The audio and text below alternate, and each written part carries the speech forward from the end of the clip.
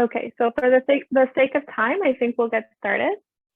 Welcome, everyone. I hope you have enjoyed your afternoon so far. My name is Hillary Sweetman, and I will be the chair for the session this afternoon. And this is roundtable number 4, called Teachers as Learners. So I'm just going to go over a couple of announcements and the schedule, and then we'll get started right away. So first of all, I'd like to let you know that this session is being recorded. If you're not comfortable being on camera, please feel free to keep your camera off. You can also rename yourself if you'd prefer to remain completely anonymous. In addition, please keep your microphone off while the presenters are speaking. And finally, I have enabled closed captions, which I'm not seeing now, so I might need to re-enable those. But if those are bothering you, or if you'd like to turn them off, you can do that by clicking the ... more at the bottom of your screen, and you can switch them on and off there. So this afternoon, we will be hearing from 3 presenters. So we have Heather McPherson first, then we'll hear from Lesley Wilton, and then Vandana Chandrasekhar third. So after each of those 10 to 15-minute presentations, if we remain a bit of a small group this afternoon, we might just do our question and answer period together, and we will have questions for all 3 of the presenters at that time, or we may move into breakout rooms if we have a larger group. So if you have questions for the presenter, please make note of them and save them for that question and answer period at the end. And after the question and answer period, we can have a panel discussion all together again if we have separated breakout rooms. So if you have any questions in the meantime, any technical issues, please feel free to send me a message through the chat, and I will be happy to help you out. And yeah, other than that, I think we are ready to get started with Heather. So please feel free to start when you're ready, Heather. Okay, thank you. I'm going to share my screen.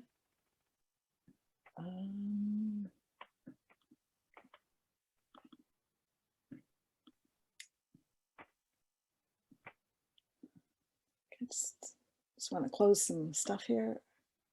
Ugh. Sorry, I've just got too many things open here. Okay, I'm just going to go. I just want to get rid of, I see there's just,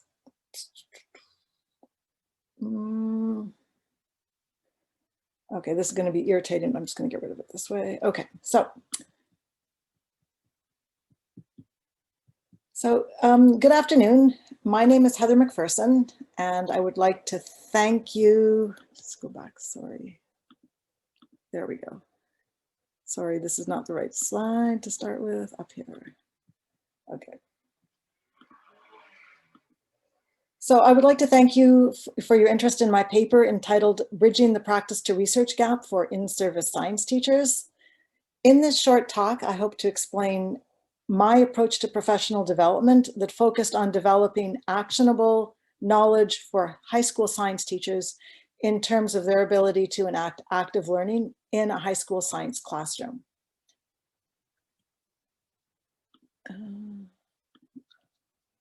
So currently I am an in-service science teacher at a high school in the Greater Montreal region, and I'm also a researcher. My interest in this project began with my frustrations as a science teacher during the rollout years of the Quebec Education Reform curriculum implementation. During this period, there was a dearth of professional support for in-service teachers to enact the pedagogies that were referred to in the QEP curriculum documents. As a result, developing these pedagogies for in-service teachers was problematic for both me and my colleagues. So this research project was developed in part to provide teachers with an opportunity to co-develop the sophisticated reform-based pedagogies such as active learning.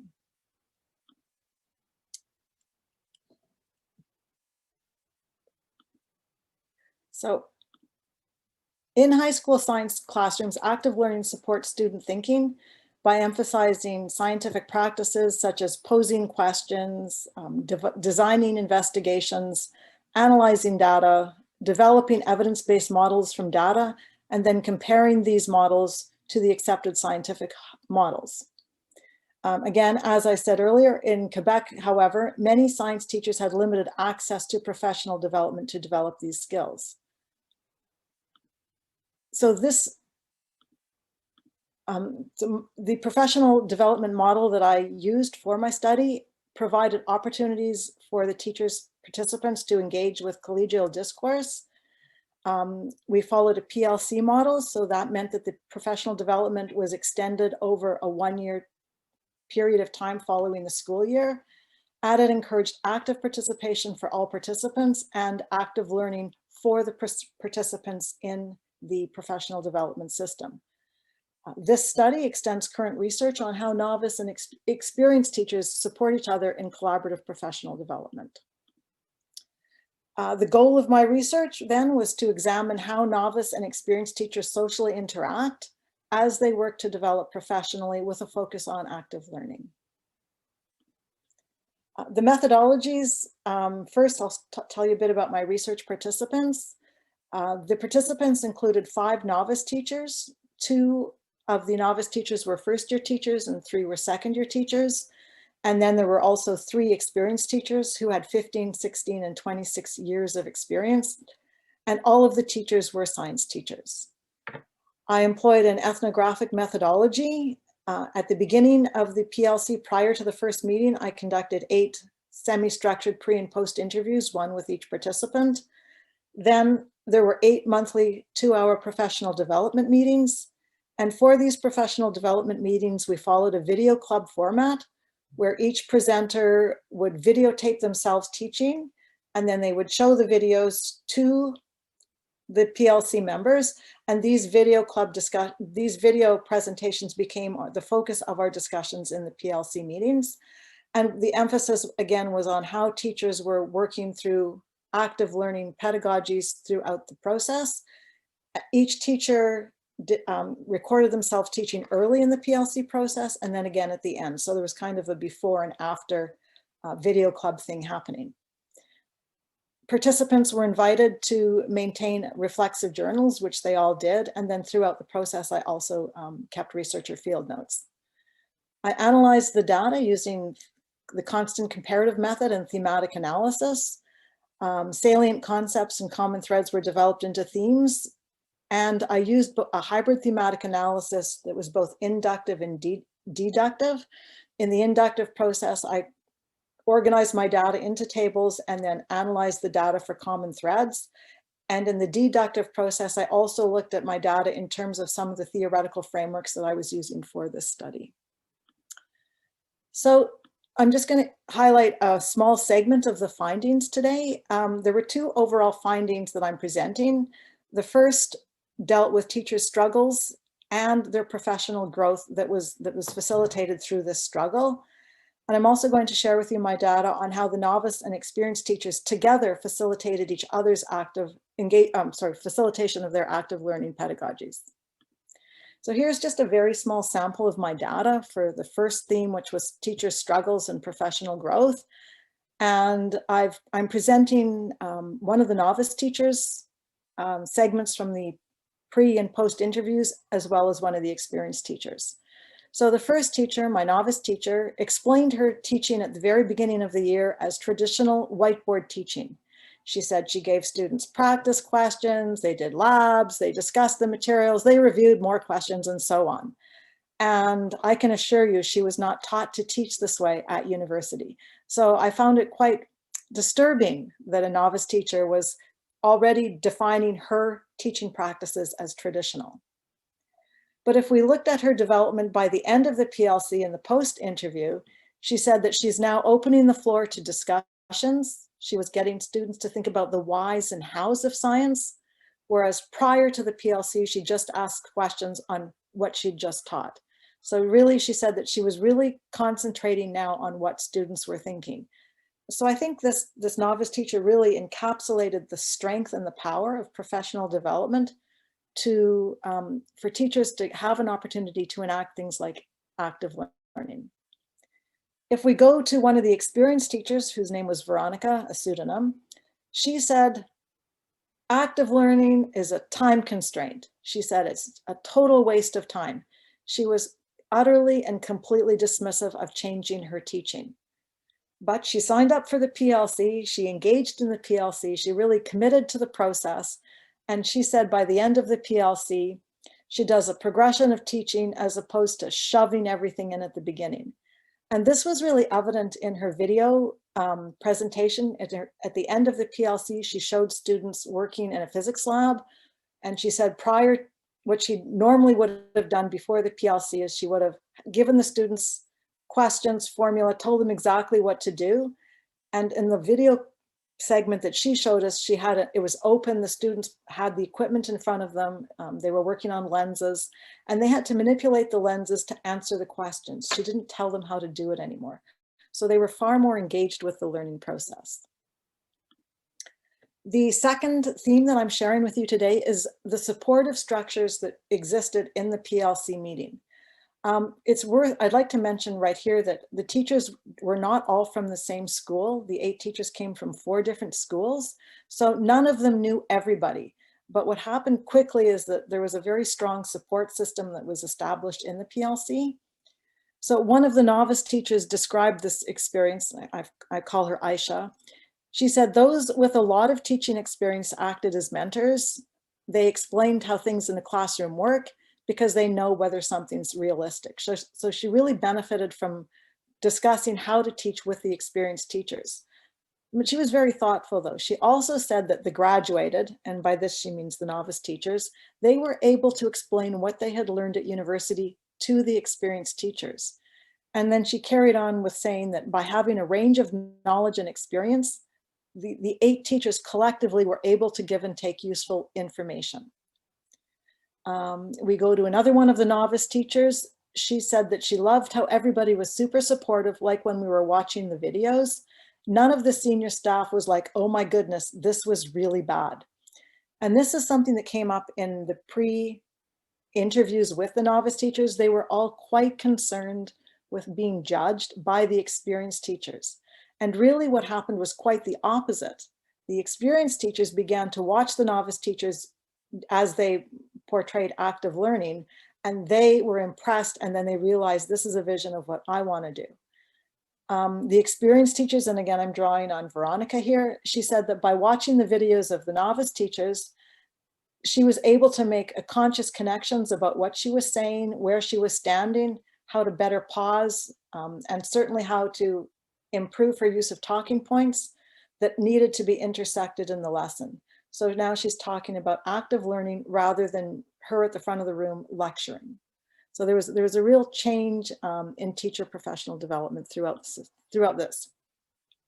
So if I by analyzing the data, the development displayed by the novice teachers, first, it was obvious that they were struggling with teaching following active learning. Although they'd been taught to teach with active learning, they were afraid to enact these skills in their classroom.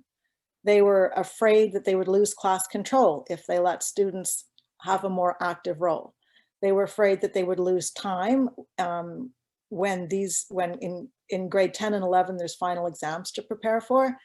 And one of the teachers also spoke about how teaching this way meant that her class was noisy and that it was against the departmental norms in her school, and that she was strongly discouraged not to have a noisy classroom. So these were some of the struggles with the novice teachers. However, as they worked with the experienced teachers, they gained confidence and they were able to insert more of a voice in their schools because they were validated in the PLC.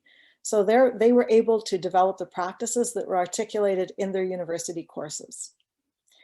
At the same time, the novice teachers exemplified active teaching practices for the experienced teachers, and that was very fruitful. If we look at the experienced teachers, they were neophytes to active teaching. They developed an understanding of what active learning was by watching and discussing the novice teachers' video lessons. They then became motivated to develop these practices, and they had help from the novice teachers. At the same time, they mitigated the novice teachers' insecurities, anxieties. They were able to give them help about classroom management problems and lesson planning. So in conclusion, in this PLC, there was a dynamic weaving and intermingling of roles. The novice had experience with active learning, and they were able to model active learning for the experienced teachers, whereas the experienced teachers had the confidence and the expertise to maintain control in classrooms. So they shared those skills with the novice teachers. So in the PLC, all of the teachers supported each other to co-develop active teaching practices. And I suggest that this research extends the current literature on professional development. I suggest that by intentionally including novice and experienced teachers can help all teachers create new ways of teaching. Thank you.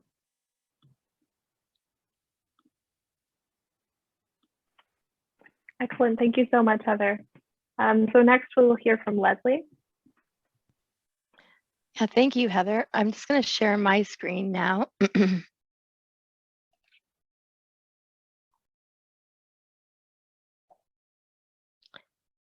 So I'm going to talk about today, and I'm Lesley Wilton. I'm from OISE, the University of Toronto, and today I'm going to talk about new literacies, social practices, and active learning in e-discussions.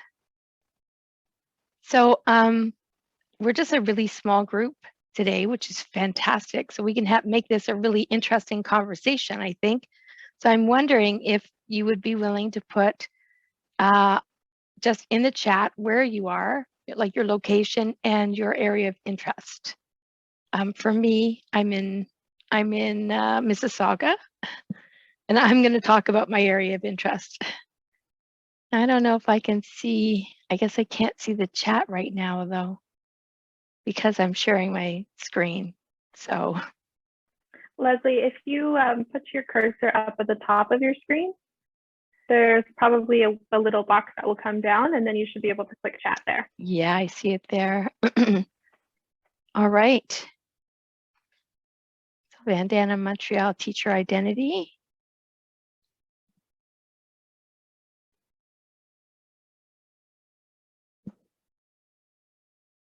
Hi, Sarah. I saw your name there. Toronto Teachers in Technology, Michael, Upper Michigan, teaching with technology. Perth, Ontario, nice too. Social Science Methods Lab. John Abbott College, Montreal, another one from Montreal, STEM teaching. And another STEM teaching person. All right, science teaching and learning. Oh, we have a really nice group of people to be talking to today. So I hope that we can make this a really good conversation.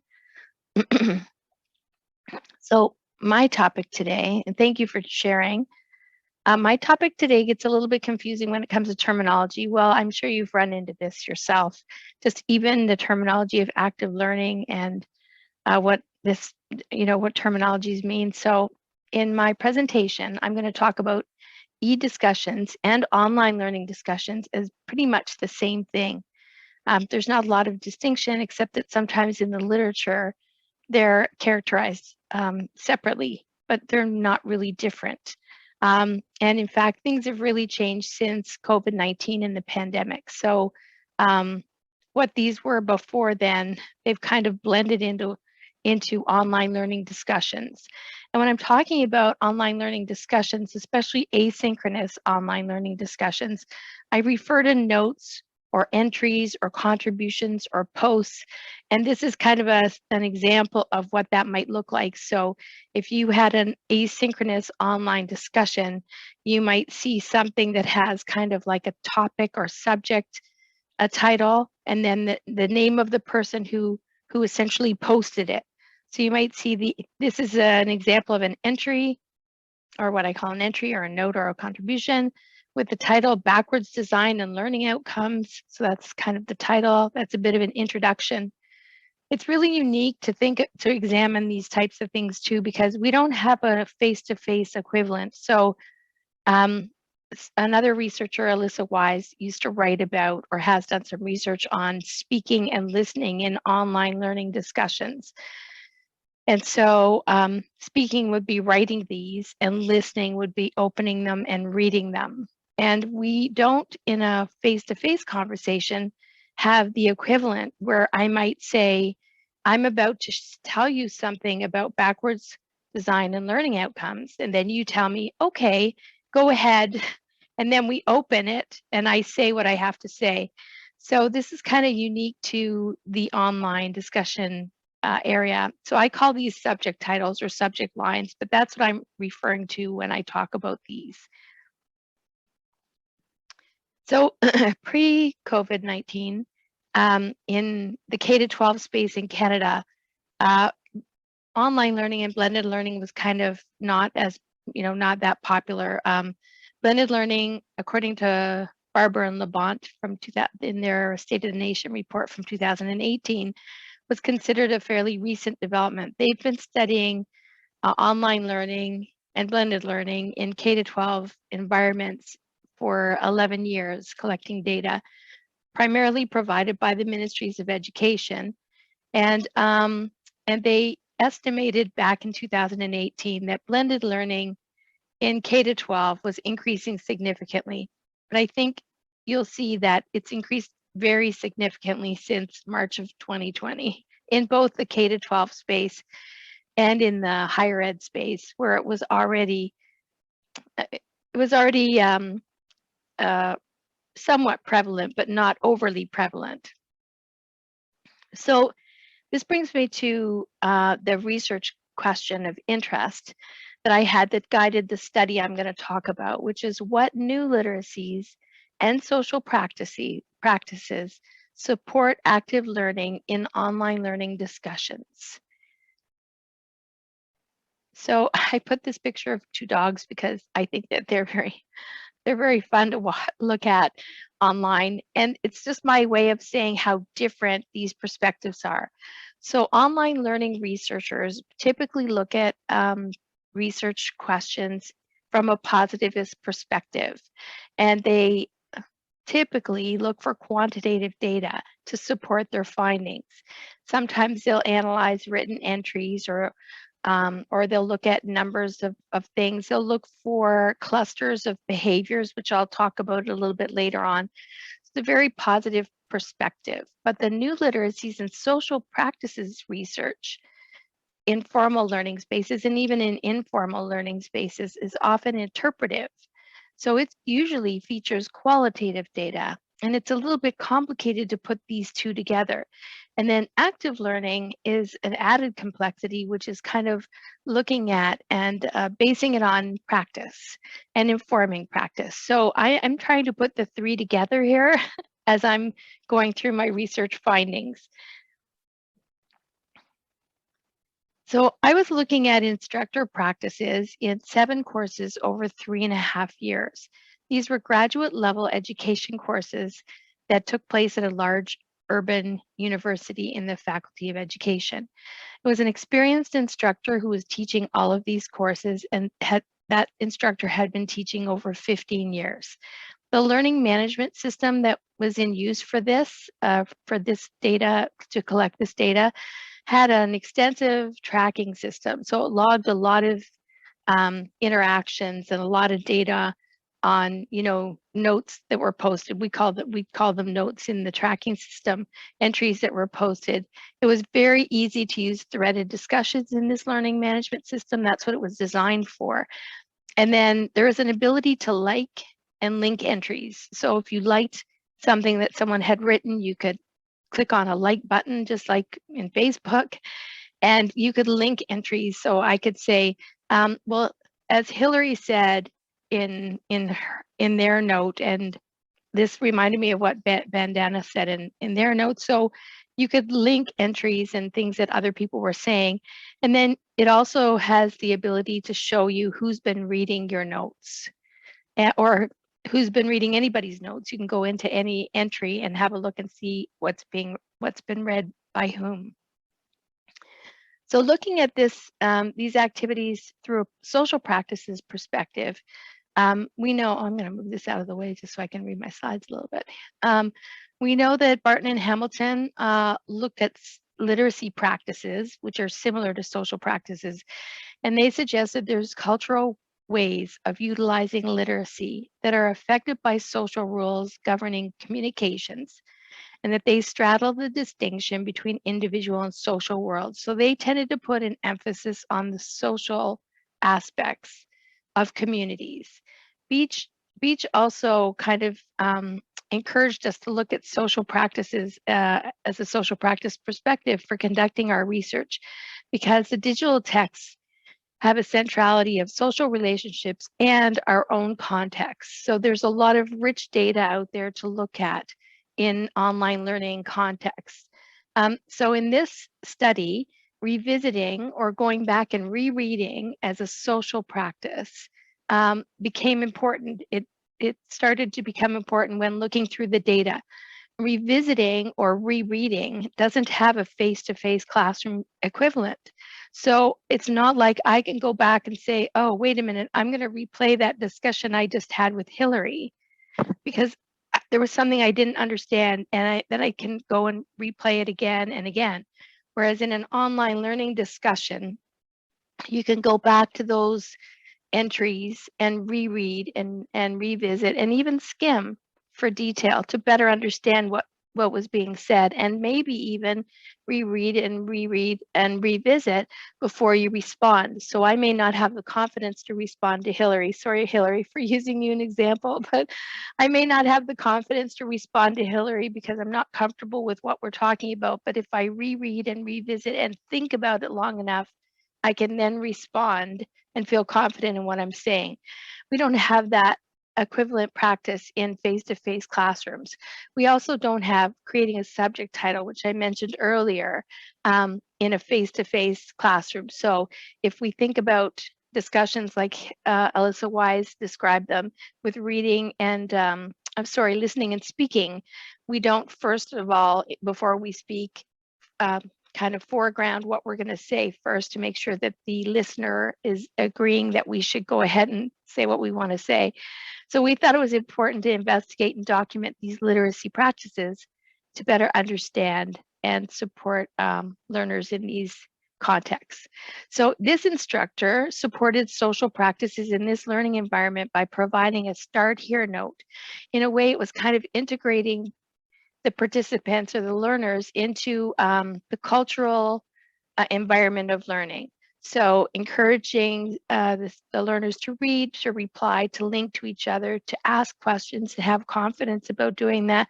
And in this case, there were learning journals as well. So the start here note was kind of how to get started.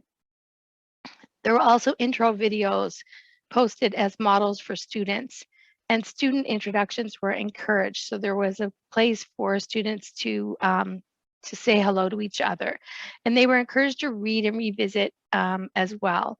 Participation in this particular course was worth 25% of the overall grade, but wasn't only based on entries, and there was no definitive instruction on quantity. So it wasn't that like you had to post 200 words a week or something like that.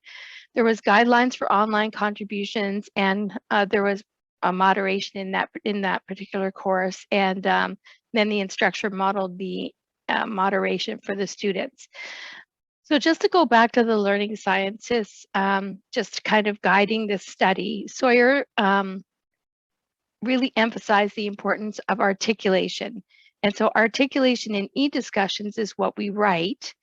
And Sawyer said that the best learning takes place when learners articulate their unformed and still developing understanding and continue to articulate it throughout the process of learning. So that's the value, that's kind of the value, the why it's important to articulate in e-discussions. In this study, more than a third of the participants preferred to read and reread and revisit entries. Since they weren't required to respond right away because they weren't in a face-to-face discussion, so it wasn't time limited, they wanted to take opportunities to think and understand before thoughtfully responding. This is I won't go through this scatter plot here, but this was kind of an example of the clusters of different types of behaviors in this particular study, where this top right cluster here represents those who read a lot and wrote a lot. So they'd be more visible in the discussion. And they also were maybe interacting with many people because they were reading a lot and writing a lot. This group down here, they were reading a lot. So this note's read, reading a lot, but saying a little bit less than the kind of avid readers and writers. And then this group here, I called them moderate readers and writers for this study. They were reading less and writing less, so a little bit less visible. The study was interesting to show us those kind of behaviors and how those students were comfortable with those behaviors. They were comfortable not always being, very busy or the loudest voice in the class, but rather choosing who they were going to read, whose notes they were going to read, and carefully composing their responses. We also found that topic indicators or subject lines, we consider this to be a new literacy, is important because not everyone knows how to create topic indicators or subject lines, but they're very important to an online discussion. So in this example, you can see that the discussion's generally about learning outcomes. And then there's different people saying different things about it. So someone's talking about cultural diversity and maybe learning outcomes. Another person's talking about designing them or specifying them or being guided by them. This is an example of a topic indicator or subject line that isn't very informative. So if you had a discussion like this in your class, you might wonder, what is this discussion about? There's really nothing to indicate the topic. And in fact, you don't even really know what William's responding to. William's responding to Darlene, but we don't know what William's saying. So we have to open these notes or entries to see what this discussion says. With a new literacy like subject lines, that informative subject line really helps us to be able to navigate through online learning discussions. So we did look at those, and we asked, if when you're creating informative subject lines, what preferred strategies do you feel encourages active engagement with your entry? And they replied, we collected this data, and it turned out they felt that catchy, creative, controversial, purposeful, clarifying, leading, succinct, insightful, and precise topics lines were helpful, or subject lines were helpful. And then when we asked, well, what would you look at? What topic lines would be attractive to you or appealing to you? They generally agreed that asking a question in the subject line, a controversial subject line, or leading with part of the response was most interesting to attracting people to open that note or entry and continue the discussion. The other thing we found was building on social presence were starter activities or icebreakers. Again, wanting to keep people as active participants. This would also contribute to a sense of belonging, building trust, making connections, and creating a positive environment for learning. And these can take many forms. So it could be share a visual to tell a story or represent an idea so that we could read it and see if we think, what we think about your visual, can we tell what it's saying? Categorizing or sharing likes or preferences. So it might be post a picture of your favorite meal. What's your workspace like? We had this after COVID-19. So where are you working from? What's your view like right now? All interesting ways of getting to know each other. And this really stems from the community of inquiry perspective of the importance of social presence to participation and actively participating in online learning discussions. So why is all of this important? Because the results suggest that a pedagogical shift of valuing and highlighting less visible social practices in online and active learning environments is very important to consider, to document, to share. And it also suggests that instructional design changes in e-discussions are important as well, to highlight the importance of some of the less visible social practices, such as reading, rereading, and revisiting, to foster social practices that build community and trust, and to develop new literacies, such as titling entries or come up with subject lines. The limitations of this study, of course, are that it's not really generalizable. This took place in a unique online management program. There was only one instructor. All of the participants were studying education, and it was a small sample, but still very informative, especially since it spanned 3 years. But there is the further study of these promising practices. So I hope to encourage you to consider looking into this area of research to understand what new literacies and social practices there are to embed into our active learning pedagogies that are there in our e-discussions or e-learning online learning environments that involve discussion or interaction. These are a couple of labs that I've been involved with, the Pepper Project and the Encore Lab. And the Encore Lab was presenting, I think, at the same time as we are right now, but really interesting research that they're doing on active learning and online learning. And I think I only have 1 slide, 2 slides of, some extra references in case you were interested. And that's it. So thank you very much for your time. Great, thank you, Lesley. So we'll move on to our final presentation now, and then we'll have our Q&A period after for everyone. Thank you, Lesley. So I'm going to try my presentation, share my PowerPoint, share screen.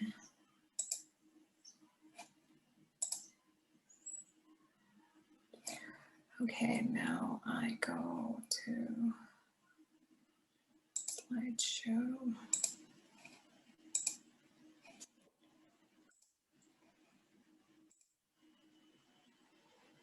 Okay, are you able to see my full screen? Yes. Okay. All right. A second, let me adjust this. Get this up here. Okay. Hi, my name is Vandana Chandrashekhar. I'm a PhD student at McGill. And today I'll be sharing my work in examining what elementary novice teachers notice about teaching practices which support students' engagement. In particular, I will look at their noticing across math and science. So recent reforms in math and science suggest that for students to become effective learners of math and science, teachers should build on students' prior knowledge. One way teachers can engage with students' thinking is by adopting responsive teaching practices. Responsive teaching is composed of teaching practices which are adaptive and responsive to students' thinking. A critical aspect of learning responsive teaching practices entails noticing how these practices are enacted. Noticing is often described as what we see and hear. And as individuals, we do not see and hear everything around us. We notice certain things over others. Now, though there are research work on teachers noticing of responsive teaching, it's limited to one discipline. Less is known about teachers noticing of responsive teaching across disciplines. This is especially important to understand for elementary teachers who have to teach multiple disciplines. So in my study, I'm going to focus on teachers noticing of responsive teaching across the disciplines of math and science. This leads to my research question. What do elementary novice teachers notice as responsive teaching practices when watching videos of their math and science teaching? I particularly focus on the practices eliciting and responding to students' thinking. So what do we mean by eliciting and responding? These are teacher moves which can help in engaging with students' ideas. Such moves include posing questions to know students' initial thinking. For example, when a teacher wants to know the strategy used by a student for solving a problem, she can ask, how did you solve the problem? Or probing students' ideas to elaborate their explanation. A teacher can probe on a student's strategy in math by asking, can you explain why the strategy works? Or engaging students to explain other students' ideas. For example, after listening to a student's strategy, a teacher can ask, can someone explain the strategy in your own words? For this research, I draw on situative perspective, which emphasizes that learning and cognition occur through interaction and hence is distributed across people and materials. In addition, the context plays a key role in shaping the way people think and learn. Aligned with a situative approach, I conceptualize noticing through sociopolitical lens to understand what teachers notice in the context. This lens to noticing considers the social, cultural, and political influences in their noticing. And I operationalize noticing using two constructs. The first is attending. This describes what teachers observe. The second is reasoning. This describes how they make sense of what they observed. From the sociopolitical lens, one important factor that affects the social nature and power dynamics is grounded in the ways the knowledge is constructed in each of the discipline. I draw on the epistemic differences in the discipline to inform novice teachers noticing across the discipline. This research was done in an elementary math and science methods course in a public university in Canada. I recruited 7 novice teachers, and as part of each course, they participated in a rehearsal of teaching.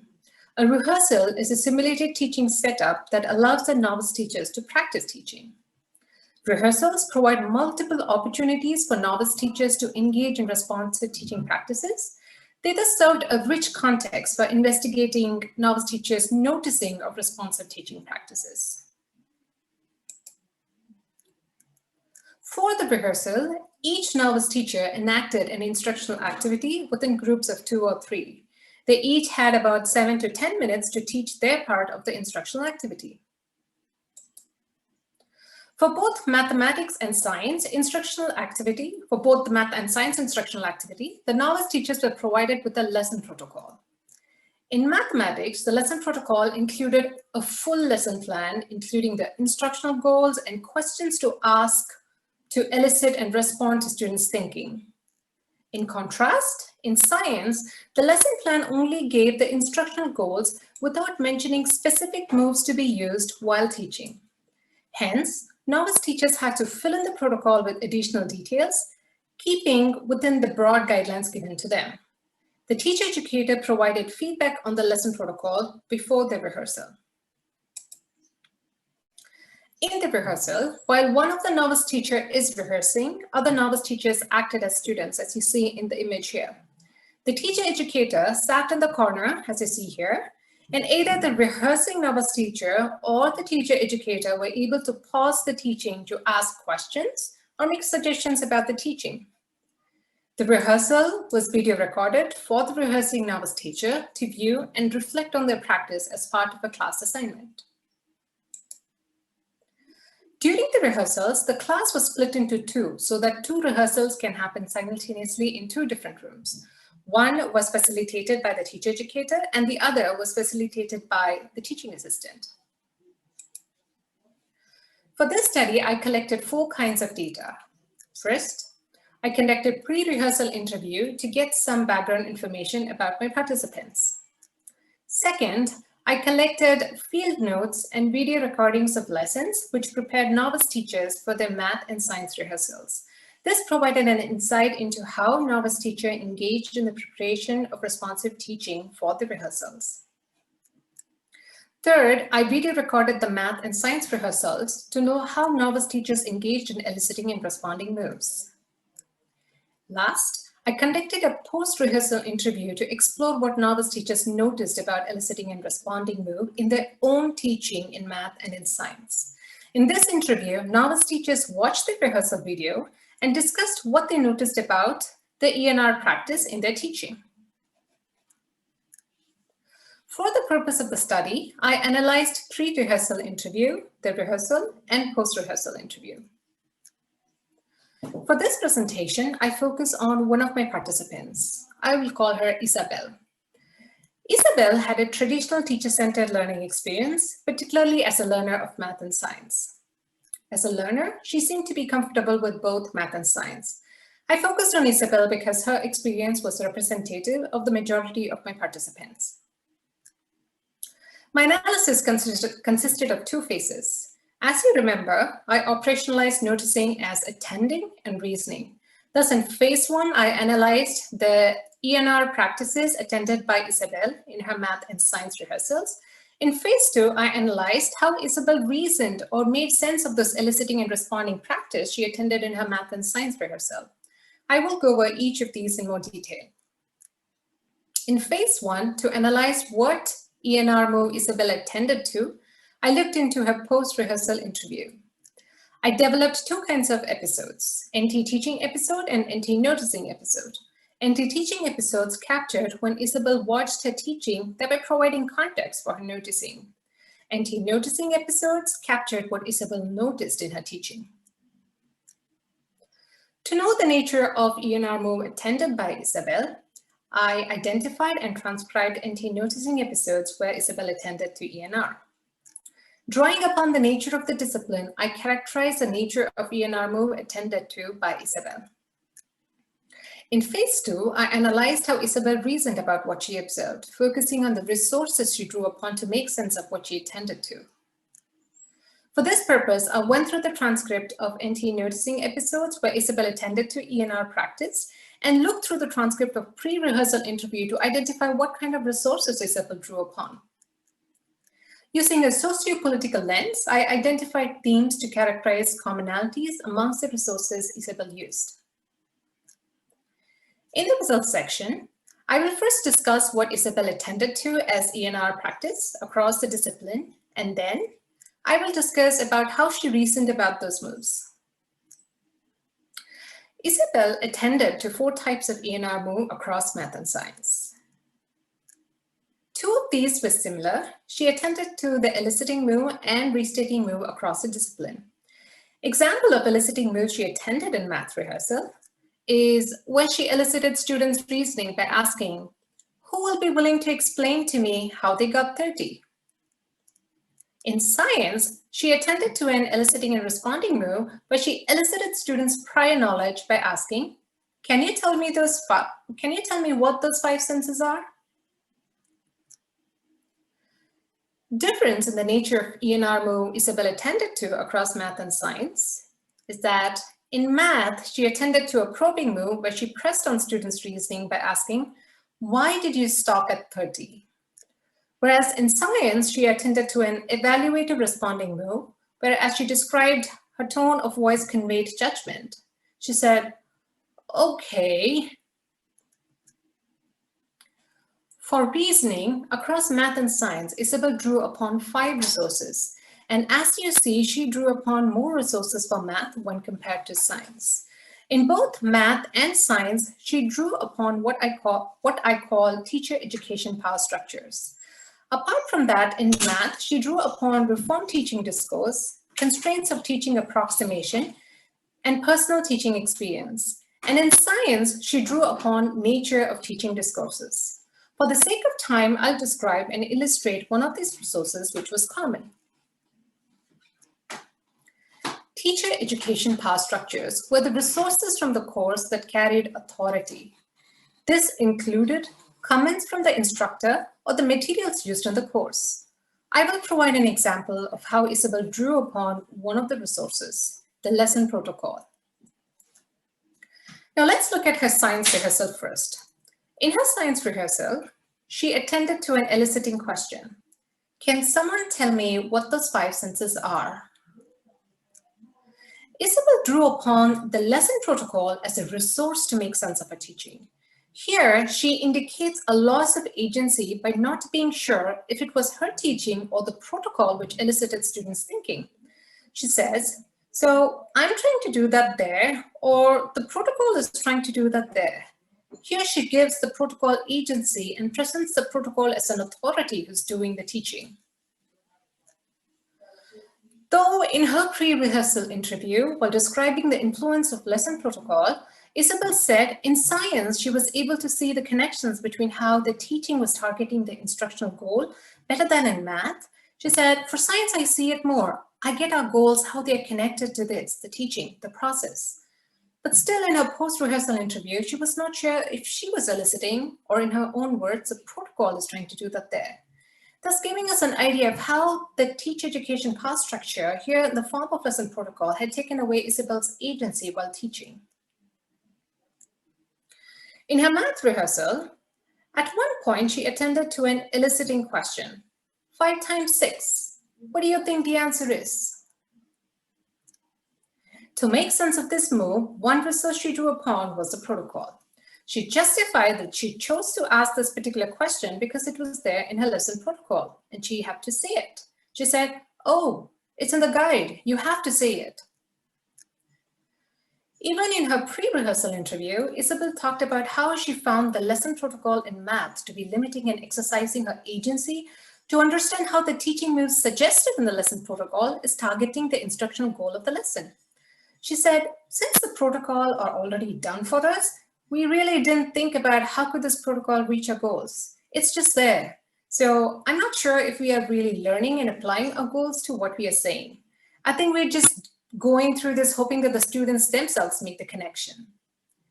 This shows how the teacher education cost structures have played out in the context of this rehearsal, where Isabel allowed the lesson protocol to do the thinking for them.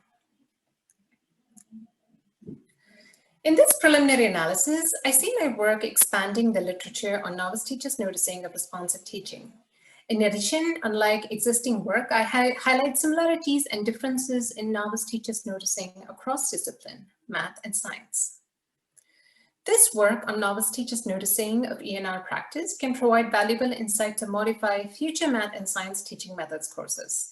In particular, instructors can use these findings to develop facilitation practices for rehearsals to support novice teachers noticing of ENR. This also allows us to rethink the use of materials in such courses, like in our example, the lesson protocol. As my next steps, I'm planning to analyze other data sources like classroom observation data and rehearsal data to identify resources, and expand the framework of novice teachers noticing of ENR by analyzing other participants noticing. Thank you.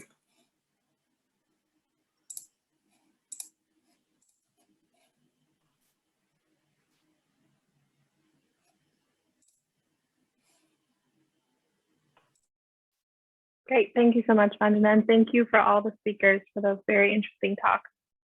So since we are a small group, I think we can have our Q&A session together as we discussed before. So for the Q&A, please feel free to raise your hand if you have a question, and then you can unmute yourself to ask it. Or if you prefer, you can also send it in the chat and I can read your question out loud for you. And we have about 20 minutes until this session is ending, so we have lots of time.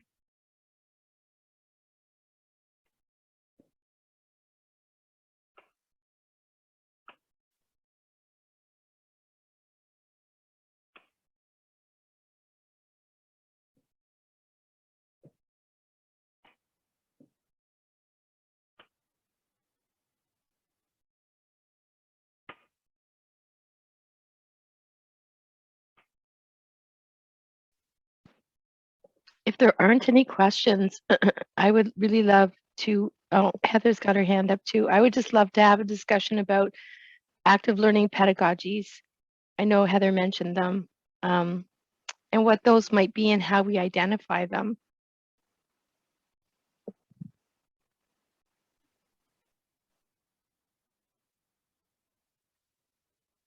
Did you want, okay, I can answer a segment of that. I see active learning as a very broad and complex field. In the high school science classroom, it's engaging students so that they are thinking about the material that they're being asked to understand. So in science, we do these, we have them build models and then discuss the models. So they're actively involved with the scientific concepts through modeling. Or it could be something as simple as similar to what Vandana was talking about, by the teacher eliciting student thinking by asking questions that leverage higher level thinking rather than simple yes, no answers. So you're pressing and probing their understanding and taking what they're saying and elevating that so that the class also is engaged with their conversation and the dialogue. So it's very complex, multiple things going on all at once, which is why it's very difficult for teachers to develop these skills, especially without training. Thank you. I just have a question for Heather, because I kind of see a nice tie between your work and my work, like the broader theme about engaging students in the scientific practices or say the mathematical practices. And I heard in your talk that you said that some of your novice teachers would come from the university finishing their Bachelor's of Education program, who've been probably, I'm not sure, being taught, not taught, who have been exposed to this active learning, engaging in active learning in their coursework. And in your talk, you mentioned that they still kind of associated themselves with traditional learning, and they were also concerned in the new setup in the school, the concern about the class being less noisy. So I was just thinking, like, if the university, like in my work, I'm looking at these novice teachers, what are they taking away from these courses with respect to these practices, which they are kind of need to appropriate when they go into the actual classrooms.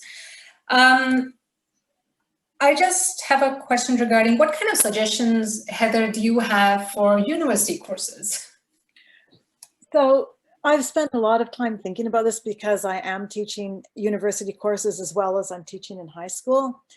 And I think there needs to be a stronger articulation between the research and the theory and how to implement that theory in the university course. So I know that when I taught the advanced methods course in science, the students came to me with, they really had a strong understanding of inquiry-based learning, problem-based learning, active learning. They knew they had a really good foundation. But when I gave them an assignment where they had to go use these practices in a classroom and video record themselves and bring it back to university, they froze, they panicked. They said, we can't do this. I don't know how to do this. I know the theory. I can't do this. I'm not going to do this. Don't make me do this. They were really, really, really nervous. So I think there has to be more of an emphasis placed on how to do these things in the university methods courses. And I felt like just because I was teaching science and I've been playing with these teaching practices for the last 8 or 9 years, and I have some idea for me what doesn't work and what does work, but I was able to bring that back to the science methods courses, which was quite useful. Does that answer your question, Vandana? Yes, it does. Thanks. And I was just wondering, like in the context of rehearsal, which is kind of, I'm not sure whether the senior classes for the secondary, do they have rehearsals for the science classes? They did prior, like I taught the course last year. Before that, they did. For me, I was teaching the master's level course and it seemed a bit inappropriate to do that, especially when they were already doing, the course happened at the same time as their field experience. So I wanted to take better advantage of what they were actually doing and video record that rather than follow the rehearsal paradigm. Okay, thanks. So I have a question for Lesley. I really found what you were saying really, really interesting because we're just living through online teaching at every level right now. First, I was curious, what was your data from this year, or was it pre-COVID or post-COVID? So my data, this data that I presented today is from before COVID, but it's from a fully asynchronous course. So I don't know that the fully asynchronous courses have changed a lot. I would really like to have a look at the courses that were previously face-to-face that have moved to an online learning environment, because I think it's a unique context, and it can be, there hasn't been a lot of time to prepare to move students over or instructors over or teachers over in the classroom to these kind of newer contexts. So I think it's a unique environment to study. I would really like to study it. Yeah, I'd also be interested too, like in studying it, yes, but are students engaging even with an asynchronous course at a different level because they're far more used to dealing with online learning now? Like have their brains changed, or have their access to these teaching methods shifted because we just got really good at this really fast? Yeah, that's a really good question. I was finding in the fully asynchronous courses that I was teaching where students were coming from all over the world in the master's and PhD programs that they seemed to want more connection. At least that was my perception. Where I wouldn't have normally had a synchronous class at all because it's hard to organize, especially with students, China and Singapore and all over the place, to pick a time that would work for everybody. Since we've been in this kind of pandemic situation, there's been high interest in those types of synchronous opportunities to get together, and they're heavily attended, which was a surprise to me. And even my office hours are heavily attended. I've just recently started teaching at a different institution, and the students there seem quite comfortable, kind of being in a online environment because it's not their first semester. But a lot is new, and that institution just recently switched over its back end systems, and things like that can really not really throw a wrench into things, but it can. I find it's better for me to focus on kind of social emotional connection activities to reassure students, and I think that's most important above and beyond any other learning, because if we're not feeling comfortable with our learning environment and the way we're learning, then I think it's hard to learn. I don't know if I just went off on a tangent there. Yeah, no, it's just, I just find the whole online platform really fascinating because it's being fast. It's a fast learning system that we had no choice. Yes. I wish I had ethics to study some of the online learning environments I've been in, because I was actually in an LTO, a kindergarten LTO in March of 2020. And I switched from in-person kindergarten to online kindergarten. And it was quite an experience. It was coincidental because typically I teach in higher ed. I happened to be in that LTO.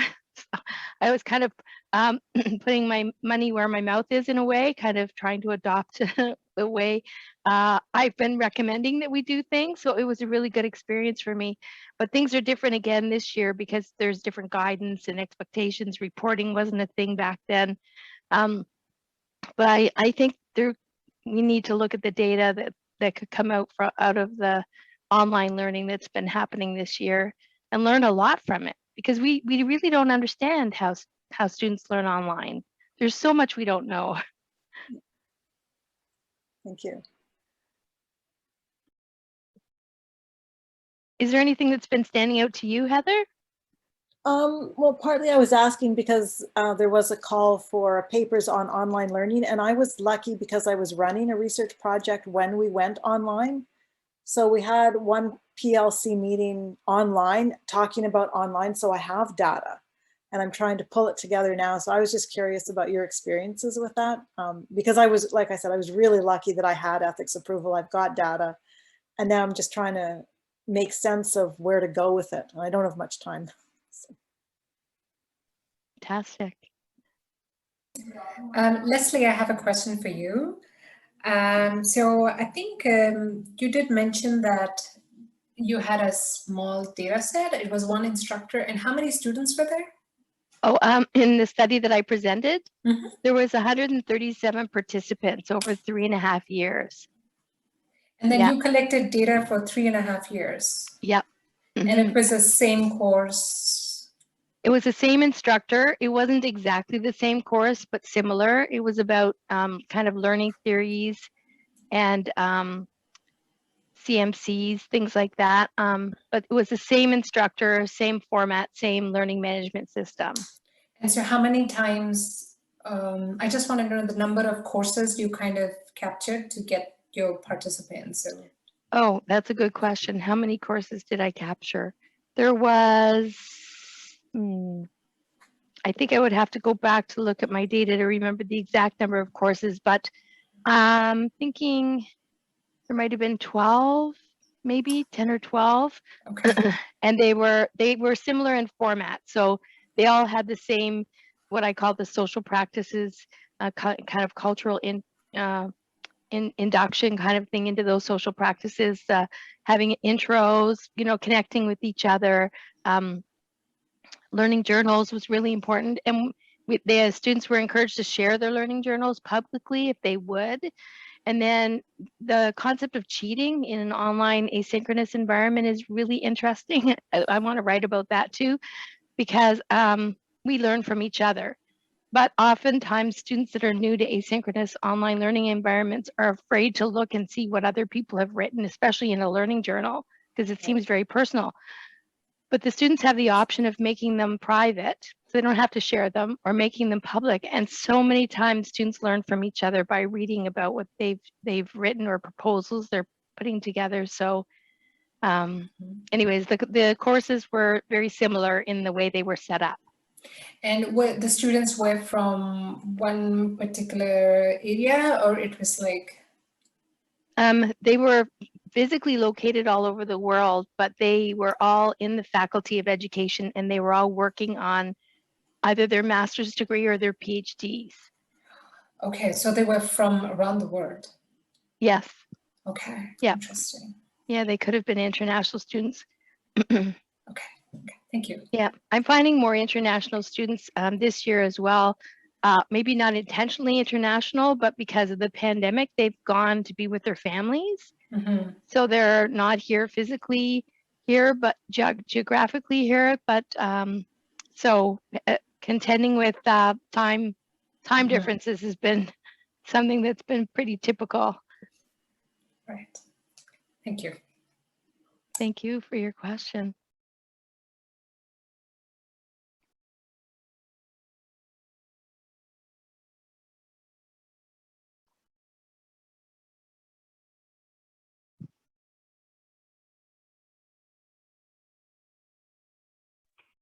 So I have a question for Lesley if no one else has questions.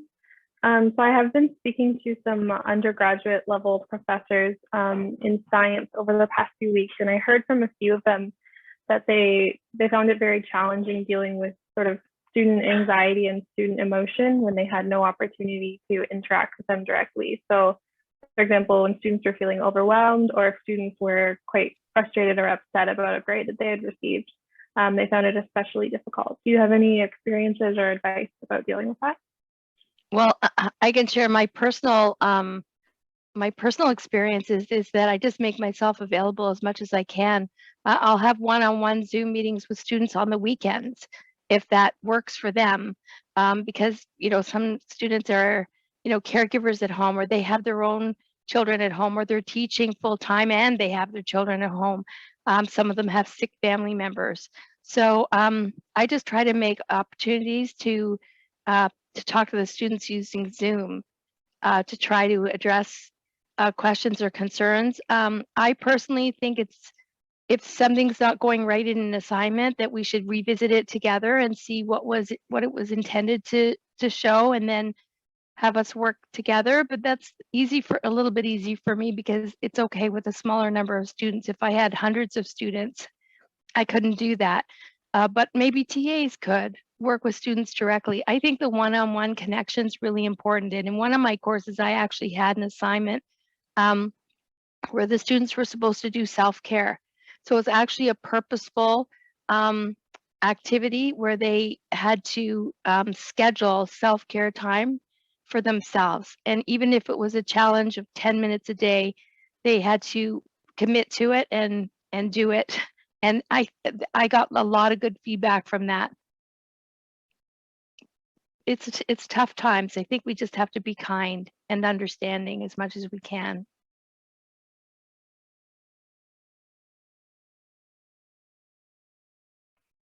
Great, thank you. So I need to close this session in about 5 minutes. So if there are any remaining burning questions, now is the time.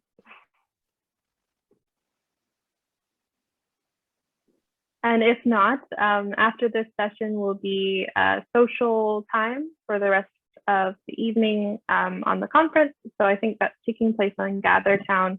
And I think there's some live music and some games with prizes available. So we encourage everyone to go over to GatherTown and check it out. It's a really fun platform where you get to have a little avatar that walks around. So It's just to see how the platform works. It might be cool to check out. I'm looking forward to that.